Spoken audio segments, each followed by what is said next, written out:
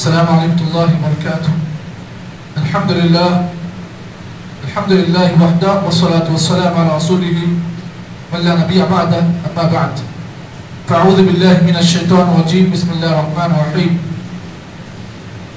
وعن ابی هريرة رضی اللہ تعالی عنہ قال قال رسول اللہ صلی اللہ علیہ وسلم لا يجزي ولد والدا إلا أن يجده مملوكا فيشتريه فيعتقه. رواه مسلم.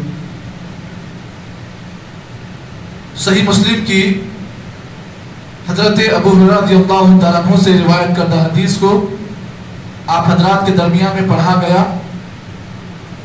اس حدیث کا ترجمہ بیان کرنے سے پہلے تمہیدی طور پر کچھ باتیں آپ بتا دوں. اس روئے زمین پر اللہ تعالیٰ نے جب ہم انسانوں کو پیدا کیا تو بعض مخلوقات ایسی ہیں کہ دنیا میں انسان جتنا بھی چاہے ان کے حق کو ادا نہیں کر سکتا ہے. سب سے پہلے اللہ رب العالمین ہے. بندہ کتنا بھی چاہے اللہ کے حق کو ادا کرنا چاہے ادا نہیں کر سکتا ہے. اس کے بعد دوسرے نمبر پر میرے اور آپ کے والدین ہیں, ہمارے ماں باپ ہیں. ہم جتنا بھی چاہیں زندگی بھر اگر ان کے احسانوں کا اگر بدلہ چکانا چاہے نہیں چکا سکتے. کوئی بھی آدمی اگر دنیا والوں کے سامنے یہ کہتا ہے کہ میں نے میرے باپ کے حق کو ادا کر دیا, وہ جھوٹا ہے. کوئی بھی مرد یہ کہے کہ میں نے اپنی ماں کے حق کو ادا کیا, یہ جھوٹا ہے. تو معلوم یہ ہوا دنیا میں ماں باپ ایک ایسی اللہ تعالیٰ کی طرف سے انمول ہستیاں ہیں. اگر انسان ان کا حق چکانا چاہے تو نہیں چکا سکتا ہے, کیونکہ اگر کوئی انسان اپنے جسم کا ایک ایک حصہ اگر الگ کر کے بھی یہ سوچنا چاہے, یہ کہنا چاہے کہ میں نے میرے ماں باپ کے حق کو ادا کر دیا تو نہیں کر سکتا ہے. اس حدیث کے اندر اللہ کے نبی نے وہی بات بیان کی ہے. راوی کون ہے؟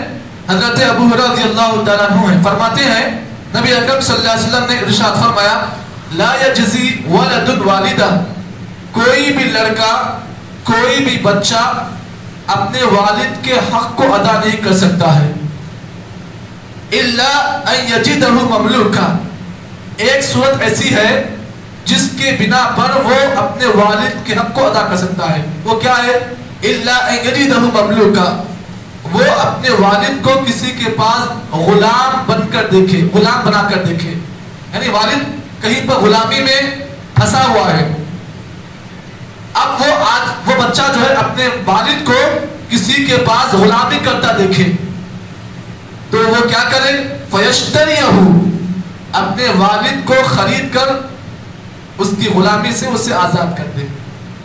ایک ہی صورت ایسی ہے, اس صورت کی بنا پر کوئی بھی لڑکا اپنے والد کو حق کو ادا کر سکتا ہے. لیکن اللہ کے نبی نے یہاں پر یہ بات بیان کی یہ بھی اگر کرنا چاہے تو وہ پھر بھی اپنے والد کا ادا نہیں کر سکتا. یہ ایک صورت ہے, لیکن اس صورت کے کرنے کے بعد بھی وہ اپنے والد کے حق کو ادا نہیں کر سکتا ہے. اللہ اکبر.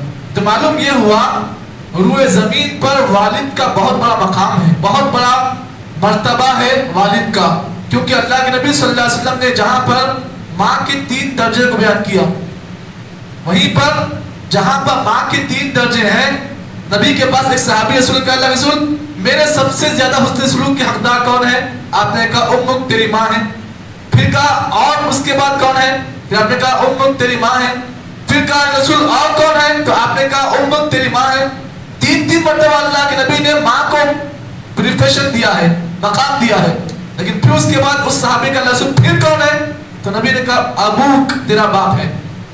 معلوم یہ ہوا ماں کا باپ سے 3 درجے بڑھ کر ہے, اور باپ بھی کوئی معمولی چیز نہیں ہے. اب اگر باپ کے مقام پہ جانا چاہتے ہو تو اللہ کے نبی کی وہ ایک حدیث کافی ہے جس میں اللہ کے نبی نے فرمایا الوالد اوسط ابواب الجنہ, والد جنت کا درمیانی دروازہ ہے. اگر کوئی آدمی یہ کہے کہ نہیں بھائی ماں باپ کے یعنی ماں کی خدمتوں کے نیچے جنت ہے تو پھر میں صرف ماں کی خدمت کروں گا, باپ کو چھوڑ دوں گا. لیکن یہاں پر اس کو وہ بات بھی یاد رکھنی چاہیے جنت کے مختلف دروازے ہیں, ان میں سے سب سے بیچ کا دروازہ کون ہے؟ वालिद है। नबी ने कहा अल-वालिदु औसतु अबवाबिल जन्ना, आप जन्नत के दरवाजे पूरे पार कर लें, लेकिन बीच का दरवाजा वो है आपका वालिद। अगर आप वालिद के साथ हुस्न सलूक नहीं करते हो तो बीच का दरवाजा बंद हो जाएगा, आप जन्नत के अंदर दाखिल नहीं हो सकते हैं। तो अल्लाह के नबी ने इस हदीस में बहुत सारी बातें बयान की हैं। खुलासा कलाम क्या है, मुझको और आपको ये बात याद रखनी चाहिए कि दीन इस्लाम में वालिद का बहुत बड़ा मकाम है, इस हदीस से मालूम हुआ। दूसरा, इस हदीस से ये बात मालूम हुआ कि कोई भी आदमी जो है उसके लिए जायज़ नहीं है कि वो अपने माँ बाप के हक को चुरा ले, माँ बाप के हक में हक तलफी कर ले, किसी भी आदमी के जायज़ नहीं। इस सिलसिले में एक वाक़या आपके सामने पेश कर दूं अब्दुल्ला बिन उमर का। अब्दुल्ला बिन उमर रज़ी अल्लाह तआला अन्हु, जब अल्लाह के नबी सल्लल्लाहु अलैहि वसल्लम ने इन्हें खाने काबा का जो है हज का जिम्मेदार बनाया था, तो अब्दुल्ला बिन उमर कहते हैं मैं खाने काबा में मौजूद था, इतने में मैंने एक आदमी को देखा कि उसकी पीठ पर एक गठरी है। वो आदमी उस गठरी को अपनी पीठ के ऊपर रखकर खाने काबा का तवाफ कर रहा है। तवाफ खत्म करने के बाद, सफा मरवा की सही करने के बाद, वो आदमी अब्दुल्ला बिन उमर के पास आ कहा कि आपने जो मेरे पीठ पर जो गठरी देखी ना, ये कौन है आपको मालूम है? कहा मेरी माँ है। कहा कि मेरी माँ को मैं मुल्क शाम से अपनी पीठ पर बिठाकर हज की नियत से यहाँ पहुंचा हूँ ताकि मैं अपने माँ के हक को अदा कर सकूं। अब आपसे सवाल मेरा ये है कि मैंने अपने माँ को तवाफ भी करा दिया, सफा मरवा की सही भी करा दी, तो क्या अब मैंने अपने माँ के हक को अदा किया?